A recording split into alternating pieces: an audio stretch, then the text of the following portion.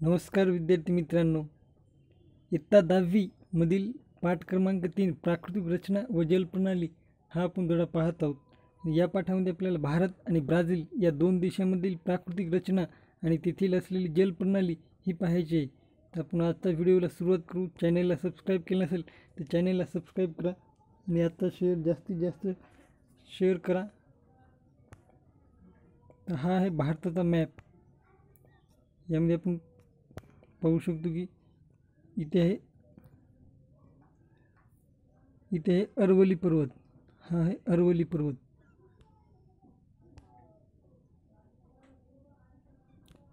इथे अरवली पर्वत आहे आणि इथे छोटा नागपूरचे पठार आहे। इथे हे अरवली पर्वतानंतर माळव्याचे पठार, बुंदेलखंड पठार आणि मेवाडचे पठार असे पठार आहेत आणि इकडे छोटा नागपूरचे पठार आहे। आणि हा आहे हिमालय। ही हिमालय पर्वतरांग आहे। हिमालयाच्या या पश्चिम पर्वतरांगेला काश्मीर हिमालय असे सुद्धा म्हटले जाते। आणि इकडेच हा जो आहे हा आसाम हिमालय म्हणून ओळखला जातो आणि असा सर्व हा हिमालयाचा एक पट्टा आहे। आणि या नकाशामध्ये आपण इकडे पाहू शकतो की जे भारतीय द्वीपकल्प, जे भारतीय बेटे आहेत त्यामध्ये लक्षद्वीप हे भारतीय बेटे आहेत। लक्षद्वीप हे इथे आहेत। आणि जर आपण बंगालच्या उपसागरामध्ये पाहिले तर अंदमान निकोबार हा बेट समूह ही भारताचाच आहे, जो की इथे। आणि भारताचा सर्वात दक्षिणेकडील जे पॉईंट आहे ते म्हणजे इंदिरा पॉईंट हे इथे आहे। इंदिरा पॉईंट आहे। आणि इकडून हे जे आहे ते पश्चिम घाट आहे आणि इकडून पूर्व घाट आहे। भारताच्या पूर्व घाट आणि पश्चिम घाट असे दोन पर्वतरांग आहेत। त्यानंतर भारताचा जो प्राकृतिक रचना आहे, जी निसर्ग सर्व आहे, त्यामध्ये इथून सिंधू नदी जी आहे, सिंधू नदी आणि त्याच्या उपनद्याही दिलेल्या आहेत। हा सर्व भारताचा प्राकृतिक विभाग आहे। त्यामध्ये इथे भारतीय वाळवंट, जे की थरचे वाळवंट असे समजले जाते, आणि हे थरचे वाळवंट राजस्थानच्या पश्चिम राजस्थानमध्ये आहे। तर आपण प्रश्न नकाशा आपण पाहूया। यामध्येच इथे मीटर दिलेली आहे उंचीमध्ये। उंची जी आहे ती मीटरमध्ये दिलेली आहे। त्यामध्ये 8000 मीटरपेक्षा उंच ठिकाणे जे आहेत ते दिलेले आहेत। त्यानंतर 6000 मीटरपेक्षा उंच असे ठिकाण दिलेले आहेत। त्यामध्ये 4500, 3000, 1500, 1000 आणि 600 मीटर यापेक्षा उंच असे ठिकाणे भारतामध्ये दिलेले आहेत। तर आपण खाली दिलेल्या प्रश्नाच्या आधारे या नकाशाचा अभ्यास करू। आकृती 3.1 चे निरीक्षण करायचे आहे आपल्याला, जे की ते हिंदी महासागर आहे। अशा प्रकारे आपण निरीक्षण केलेले आहे आकृतीचे, आणि त्या आधारे आपण खालील प्रश्नाची उत्तरे पाहणार आहोत। भारतातील 6000 मीटरपेक्षा जास्त उंची असलेला भाग कोणत्या दिशेस आहे? आणि भारतात 6000 पेक्षा जास्त उंची असलेला जो भाग आहे तो उत्तर व ईशान्य दिशेला आहे, जे की आपण इथे पाहू शकतो। हा उत्तर दिशेला जो भाग आहे तो 6000 मीटरपेक्षा उंच असा भाग आहे, उत्तर आणि ईशान्य दिशेतला भाग। त्यानंतर प्रश्न क्रमांक 2 आहे, द्वीपकल्पावरील दक्षिण वाहिनी नदी शोधा, ती कोणत्या नदी खोऱ्यात येते? आणि हा जो आहे या द्वीपकल्प म्हणतात, जो की तिन्ही बाजूने पाणी आणि मधामध्ये जमीन असते, त्याला द्वीपकल्प म्हणतात। आणि या द्वीपकल्पावर जी नदी आपल्याला पाहिजे त्याचे उत्तर आहे प्राणहिता व गोदावरी नदी। इथे आपण पाहू शकतो गोदावरी ही नदी आहे आणि ती प्राणहिता नदी आहे। या प्रश्नाचे बरोबर उत्तर आहे गडद हिरव्या रंगाने दाखवलेला उत्तरेकडील भूमीचा उतार कोणत्या दिशेस आहे? गडद हिरव्या रंगाने जो दाखवलेली भूमी आहे त्याचा उतार कोणत्या दिशेस आहे असा प्रश्न विचारलेला आहे, आणि त्याचं बरोबर उत्तर आहे पूर्व दिशेस। पूर्व दिशेमध्ये जो आहे तो याचा उतार आहे, या गडद हिरव्या रंगाने दाखवलेल्या भूमीचा उतार।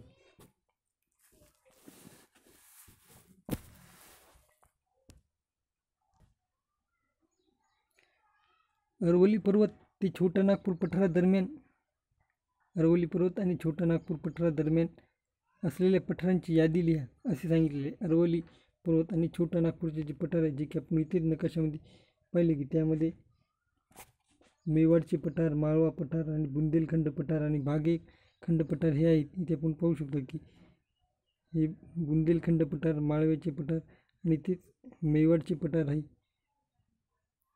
आणि इथेच बुंदेलखंड पठारही आहे जे काही आपण इथे पाहिले. बागेलखंड पठार आहे इथेच, इथे छोटा नागपूर आणि हे आहे बागेलखंड पठार. असे हे पठार आहेत. मेवाडचे पठार, माळव्याचे पठार, बुंदेलखंड पठार, बागेलखंड पठार आणि बागेलखंड पठार असे क्रमाने आहेत. त्यानंतर पूर्व घाटातील शिखरांची नावे सांगा. पूर्व जो घाट आहे इथे हा आहे पूर्व घाट.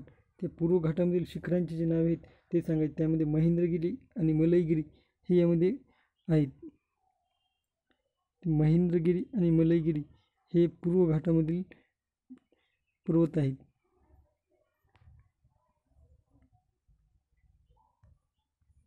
आपण पुढचा प्रश्न पाहू. त्यामधील ब्रह्मपुत्राच्या सकल मैदानी प्रदेशाची सीमा कोणत्या पर्वतीय भागाने अंकित आहे. ब्रह्मपुत्र नदीच्या पर्वताची सीमा जी आहे ती कोणत्या पर्वताने अंकित आहे. तर त्यामध्ये इथे आपण पाहू शकतो की ही आहे ब्रह्मपुत्रा नदी आणि पूर्व हिमालयाच्या पर्वताने ही अंकित आहे. जो पूर्व हिमालय हा या पूर्व हिमालयाच्या भागाने ही सीमा जी आहे ब्रह्मपुत्र ती अंकित आहे. पुढचा प्रश्न, निलगिरी पर्वताचे सापेक्ष स्थान कुठे आहे. तर आपण इथे पाहू शकतो की निलगिरी पर्वत पश्चिम घाट आणि पूर्व घाट यांच्या मागे इथे निलगिरी हा पर्वत आहे. इथे पश्चिम घाट आणि हे पूर्व घाट आहे आणि इथे आहे निलगिरी हा पर्वत. त्यानंतर पुढचा प्रश्न आहे की सह्याद्री पर्वताची उंची कोणत्या दिशेने वाढत जाते. आणि दक्षिण दिशेने जे आहे सह्याद्री जे आपण पाहिले हा आहे सह्याद्री, त्याला की पश्चिम घाट म्हणतात. त्याची जी उंची आहे ती दक्षिण दिशेने ही वाढत जात असते. आणि सह्याद्री हा पर्वत गुजरातपासून तो महाराष्ट्र, गोवा, कर्नाटक आणि केरळपर्यंत आहे आणि इकडे तामिळनाडूमध्ये सुद्धा आहे. पुढचा प्रश्न आहे की विंध्य पर्वत कोणत्या नदी खोऱ्यांचा जलविभाजक आहे. विंध्य पर्वत जो आहे त्यामुळे कोणते दोन नदींची जी नदी आहेत ते विलगीकरण होतात. त्याचे बरोबर उत्तर आहे आपण इथे पाहू.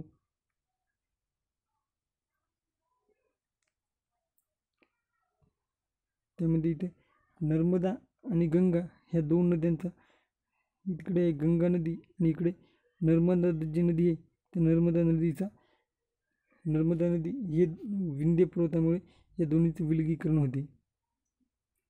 इथे विंध्य पर्वत आहे यामुळे नर्मदा नदी आणि गंगा नदी या दोन्हीचे विलगीकरण झालेले आहे. तर आता आपण ब्राझीलचा नकाशा पाहू. हा आहे ब्राझील. ब्राझीलची जी रचना आहे ती आपण पाहू. हा आहे ब्राझील आणि इथे गियाना उच्चभूमी जी की ब्राझील आणि व्हेनेझुएला या दोन देशांच्या सीमेवर इथे आहे आणि इथेच पिको दी नेब्लिना हे सर्वोच्च शिखर हे ब्राझीलमधलं हे सर्वोच्च शिखर आहे आणि हे गियाना उच्चभूमी येथे आहे. आणि इथूनच ॲमेझॉन हे एक नदी आहे जी की जगात सर्वाधिक रुंदीच्या बाबतीत जगात सर्वाधिक मोठी नदी अशी रुंदीच्या बाबतीमध्ये ॲमेझॉन ही नदी आहे आणि सर्वाधिक जास्त पाणी ह्या ॲमेझॉन नदीच्या पात्रातून जात असते आणि उत्तर अटलांटिक महासागराला ही नदी मिळते. इथेच ब्राझीलची उच्चभूमी ज्याला की ब्राझीलचं ढाल क्षेत्र किंवा ब्राझील पठार असे सुद्धा म्हटले जाते आणि इथे हे पंपासचे मैदान आणि इथे उरुग्वे ही एक नदी आहे आणि इथेच पॅराग्ना आणि पॅराग्वे ह्या ब्राझीलमधल्या दोन महत्त्वाच्या नद्या आहेत. त्यानंतर इकडे उरुग्वे ही एक नदी आहे आणि ॲमेझॉन ही इथली प्रमुख नदी आहे ब्राझीलमधली.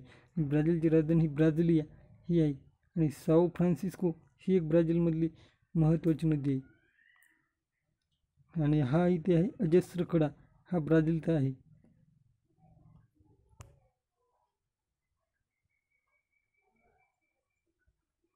त्यानंतर ब्राझीलला जो महासागर आहे त्यामध्ये उत्तर अटलांटिक महासागर आणि इकडे खाली दक्षिण अटलांटिक महासागर असा आहे. आणि इथे मीटरमध्ये उंची दिली. ब्राझीलमधले जे शिखर हे भारता इतके उंच नाहीत. ब्राझीलचे जे पर्वतरांग आहे ते भारतापेक्षा उंचीच्या बाबतीमध्ये कमी आहे. जसे की आपण इथे पाहू शकतो, ब्राझीलमध्ये जे मीटरमध्ये उंची आहे ते 1000 मीटरपेक्षा उंच जे ठिकाण आहेत ते इथे आपल्याला दाखविले आहेत. त्यानंतर 500 मीटर उंच असे ठिकाणी आहेत आणि 200 मीटरपेक्षा उंच काही ठिकाणी दिलेली आहेत. त्यानंतर हे तिथली उंची जी आहे ती भारतापेक्षा कमी उंच ठिकाण आहे तिथे. आणि त्यानंतर ब्राझीलमध्ये पेराग्वे नदी ही आपण पाहिली ती. आणि ब्राझीलची सीमा आहे हा बोलिव्हिया हा एक देश आहे. इकडे अर्जेंटिनाकडे एक देश आहे, अर्जेंटिना देश आहे. इकडे पेरू आहे.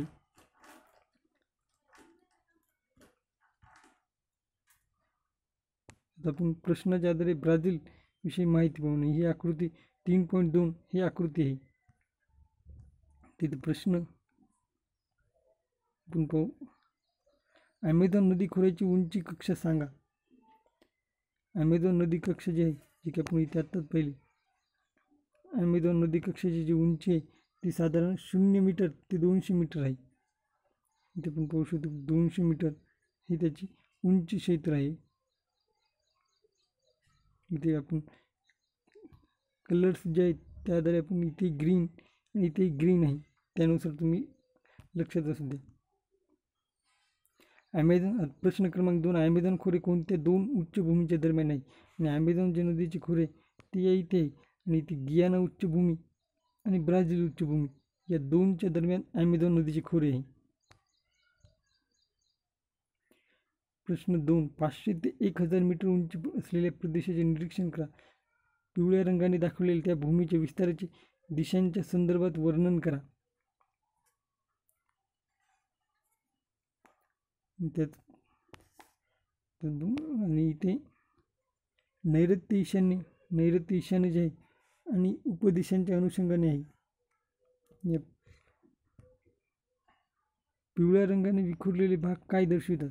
ते ब्राझीलचे पठार दर्शवितात. पिवळ्या रंगांचे विखुरलेला भाग आहे तो ब्राझीलचे पठार दर्शवित आहे. ॲमेझॉनच्या खोऱ्यातील इतरत्र 200 मीटरपेक्षा कमी उंच असलेले भूप्रदेश कोठे आहेत. 200 मीटरपेक्षा कमी उंच असलेले पठार कुठे आहेत हे आपल्याला विचारलेले आहे. इथे आपण पाहू शकतो की हे कलर 200 मीटरपेक्षा कमी उंच असलेले पठार दर्शविते. त्यामध्ये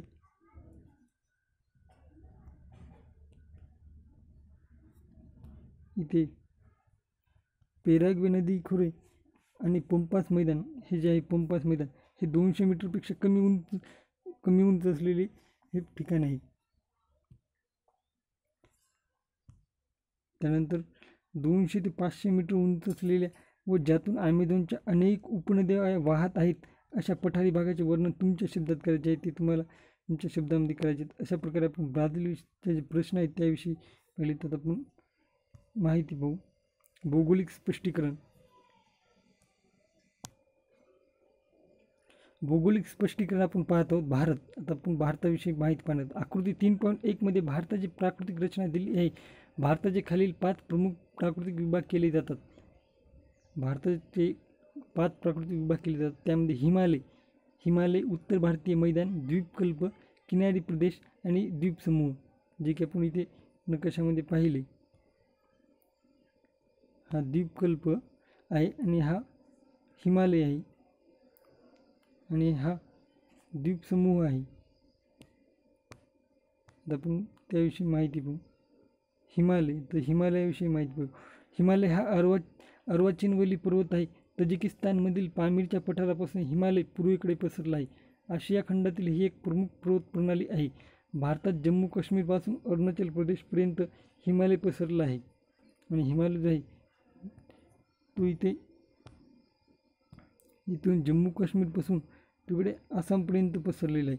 आणि इथे हे पश्चिम हिमालय त्याला काश्मीर हिमालय असे म्हणले जाते. आणि हा एक अर्वाचीन पर्वत आहे आणि हा सर्वात नवीन पर्वतही आहे हिमालय हा.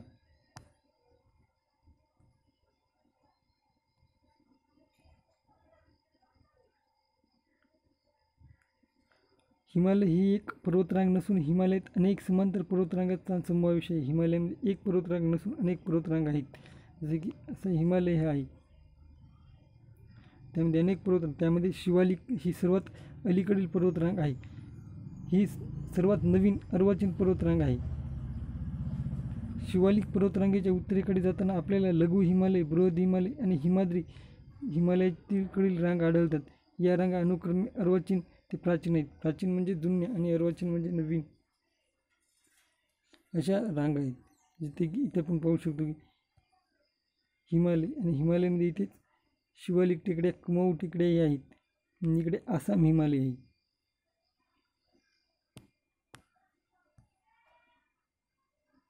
आणि हिमालय हा ताजिकिस्तानमधील पामीरच्या पठारापासून पूर्वेकडे पसरलेला आहे. ताजिकिस्तान जो आहे तिथून हा हिमालय पसरलेला आहे. याच पर्वतरांगाची ही पश्चिम हिमालय, मध्य हिमालय, कुमाऊ हिमालय व पूर्व हिमालय म्हणजेच आसाम हिमालय असे विभाग केले जातात. तर आपण दुसरा पॉईंट जो आहे उत्तर भारतीय मैदानी प्रदेश याविषयी माहिती पाहू. उत्तर भारतीय मैदानी प्रदेश याविषयी पाहताना हा प्राकृतिक विभाग हिमालयाच्या दक्षिण पायथ्यापासून भारतीय द्वीपकल्पाच्या उत्तर सीमेपर्यंत पसरला आहे. तसेच तो पश्चिम राजस्थान, पंजाबपासून पूर्वेकडे आसामपर्यंत पसरलेला आहे. हा भाग बहुतांशी सखल व सपाट आहे. उत्तर भारतीय मैदानी प्रदेशाचे दोन विभाग केले जातात. अरवली पर्वताच्या पूर्वेकडील भाग गंगा नदीच्या खोऱ्याचा प्रदेश असून त्यातील मैदानी भाग गंगेचे मैदान म्हणून ओळखले जातो. या मैदानी प्रदेशाचा उतार पूर्वेकडे आहे. भारताच्या पश्चिम बंगाल राज्याचा बहुतांश भाग हा बांगलादेश मिळून गंगा ब्रह्मपुत्रा नदीचा त्रिभुज प्रदेश बनतो. या प्रदेशाचे नाव सुंदरबन आहे. आकृती 3.3 मध्ये हा मोठा त्रिभुज प्रदेश दिला आहे. इथे आपण पाहू.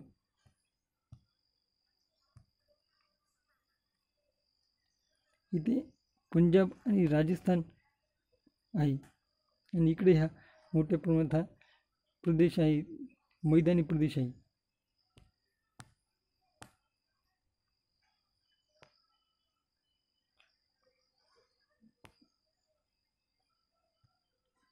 पुढचा प्रश्न पाहू.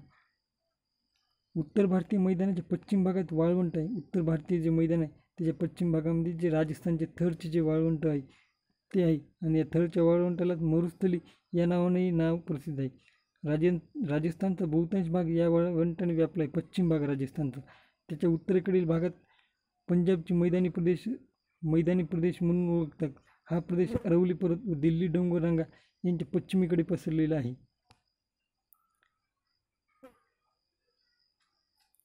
या मैदानाची निर्मिती सतलज व तिच्या उपनद्यांच्या संचय कार्यातून झालेली आहे. पंजाब मैदानाचा सर्वसाधारण उतार पश्चिमेकडे आहे. या मैदानी प्रदेशातील मृदा सुपीक असल्याने तिथे शेती व्यवसाय मोठ्या प्रमाणात चालतो.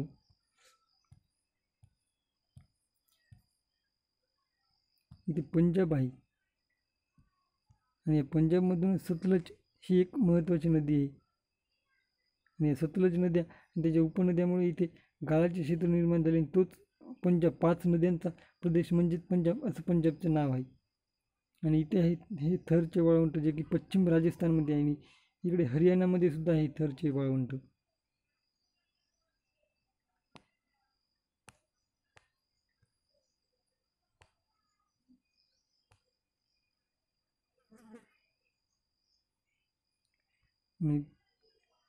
द्वीपकल्प याविषयी आपण माहिती पाहू.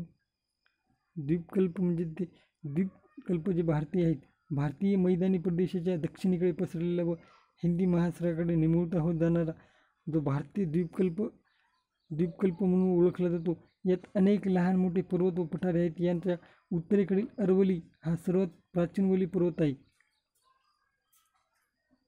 या भागात सपाट मैदाने सीमांकित करणारी पठारांची शृंखला, मध्यभागी विंध्य सातपुडा पर्वत, तर पश्चिमेकडे घाट व पर्वतघाट असे पर्वते आहेत. हे आपण अगोदरच पाहिली होती. हा द्वीपकल्प. हां, यामध्ये इकडे पश्चिम घाट आहे आणि इकडे पूर्व घाट आहे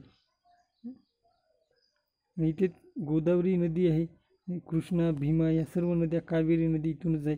इथे वेगवेगळे पर्वत आहेत, तिकडून पूर्व घाट आहे. याविषयी आपण माहिती घेऊ. आणि इथे लहान मोठे अनेक पर्वत आहेत, जसे की अरवली पर्वत आपण पाहिला. अरवली पर्वत हा सर्वात प्राचीन पर्वत आहे. ते बघा सपाट मैदान, जसे की दख्खनची पठारी आहे याच भागामध्ये. विंध्य, सातपुडा पर्वत आणि पश्चिम घाट, पूर्व घाट असे पर्वतीय प्रदेश आहेत तिथे आपण पाहिले. इथे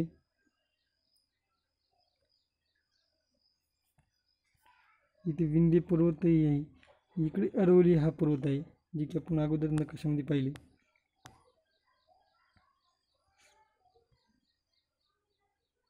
पश्चिम किनारा अरबी समुद्राला लागून आहे. हा किनारा खडकाळ आहे. पश्चिम घाटातून अनेक डोंगराच्या शाखा या किनाऱ्यापर्यंत आल्या आहेत. या किनाऱ्याची रुंदी कमी आहे. हा जो किनारा आहे तो कमी रुंदीचा आहे. पश्चिम घाटातून वेगाने वाहणाऱ्या अनेक लहान लहान नद्या या किनाऱ्यावर उतरतात. त्यामुळे या नद्यांच्या मुखाशी खाड्या तयार झाल्या असून त्रिभुज प्रदेश आढळत नाही. ह्या ज्या नद्या आहेत त्या खूप छोट्या प्रमाणात नद्या आहेत, कारण की पश्चिम घाट आहे आणि अरबी समुद्र असल्यामुळे या नद्या पश्चिम घाटातून अरबी समुद्राला येऊन मिळतात. आणि या नद्यांच्या मुखाशी त्रिभुज प्रदेश आढळत नाही. पूर्व किनाऱ्यात आपण पूर्व किनाऱ्याविषयी पाहू. पूर्व किनारा बंगालच्या उपसागराला लागून आहे. हा किनारा नद्यांच्या संचयाने बनला आहे. या किनाऱ्याला अनेक पूर्ववाहिनी नद्या पश्चिम घाटातून व पूर्व घाटातून येऊन मिळतात. दूरवरून येणाऱ्या अनेक नद्या पूर्व किनाऱ्यावर आल्यावर जमिनीच्या मंद उतारामुळे कमी वेगाने वाहतात. ज्या नद्या आहेत त्या कमी वेगाने वाहतात, ज्या की पूर्ववाहिनी नद्या आहेत. त्यामुळे त्यांनी वाहून आणलेल्या गाळाचे संचयन या किनारपट्टीच्या प्रदेशात होते. या नद्यांच्या मुखाशी त्रिभुज प्रदेश आढळतात. या नद्यांच्या मुखापाशी त्रिभुज हा प्रदेश आढळतो. इथे आपण नद्याविषयी माहिती पाहू. आणि ह्या पश्चिम घाटातून ज्या नद्या आहेत त्या इकडे अरबी समुद्राला मिळतात. आणि ह्या नद्या ज्या आहेत त्यांची रुंदी लांबी जी आहे ती कमी आहे आणि त्यामुळे या वेगाने पाणी वाहून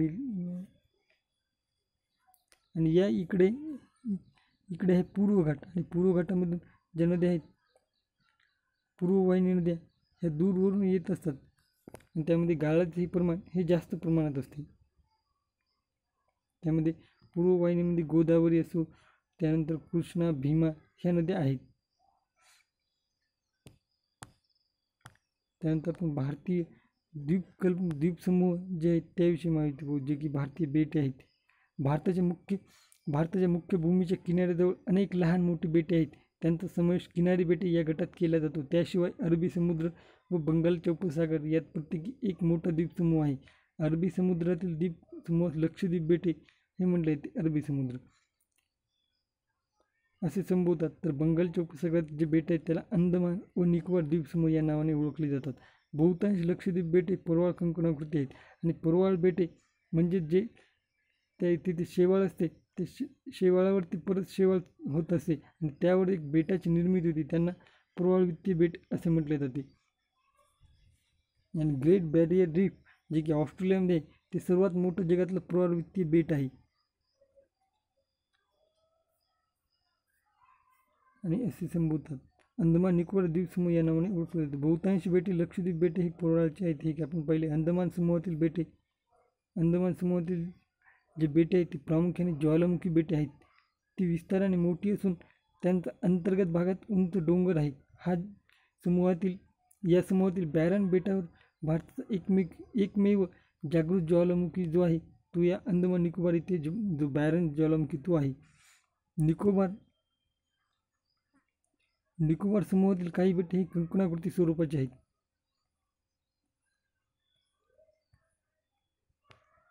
आणि इथे हा अंदमान निकोबार हे जे बेट आहेत ते एक पर्वतरांग आहे. इथे या हिमालयाचीच एक पर्वतरांग इथून आहे आणि त्या पर्वतरांगेवरची छोटी छोटी बेट आहेत अंदमान व निकोबार बेट समूह. आणि इथेच खाली इंदिरा पॉईंट हे इकडे आहे आणि हा एक पर्वत आहे, त्या पर्वतावर ही बेट आहे सर्व. इथेच बॅरन हा एक ज्वालामुखी सुद्धा आहे. इथे याची राजधानी हे कार निकोबार बेट आहे. इथे इंदिरा पॉईंट आहे.